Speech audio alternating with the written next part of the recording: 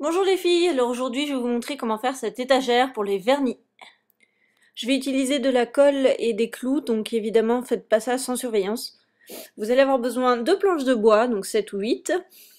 C'est des plantes en fait qu'on met en bas des murs, vous devez reconnaître ça. Donc évidemment des clous et un marteau, de la peinture, un pinceau, un plastique évidemment parce que ça peut être un peu cracra, de la colle à bois. Et si vous avez un MacGyver pour vous aider à bricoler, bah c'est encore mieux. Donc ensuite, on va assembler les lames de manière à faire la forme de notre étagère.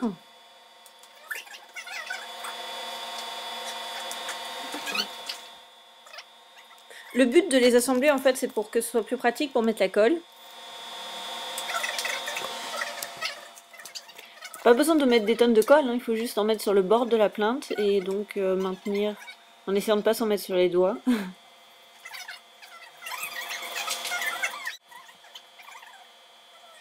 J'ai oublié de préciser évidemment pour que les étagères soient à égale distance, vous tracez des traits avec un crayon à mine au préalable pour vous repérer, pour que ce soit bien, les étagères soient bien à égale distance les unes des autres.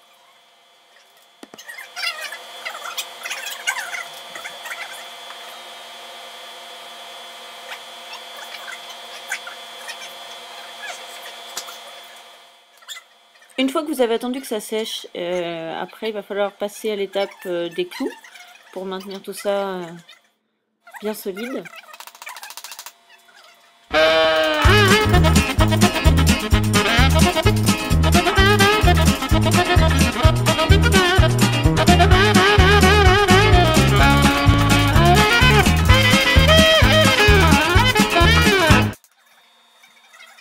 L'idéal c'est quand même de mettre 2 clous sur chaque largeur de plinthe. Ça permet quand même de soutenir un certain poids, un peu plus sécuritaire.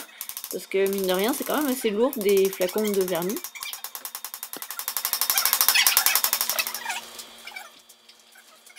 Et enfin la partie fun, donc la partie peinture. Alors donnez-vous à cœur joie de la couleur que vous voulez, qui va avec la couleur de vos murs, je vous conseille quand même, ce sera plus joli, plus sympa. Donc minimum 2 couches quand même, que ce soit propre.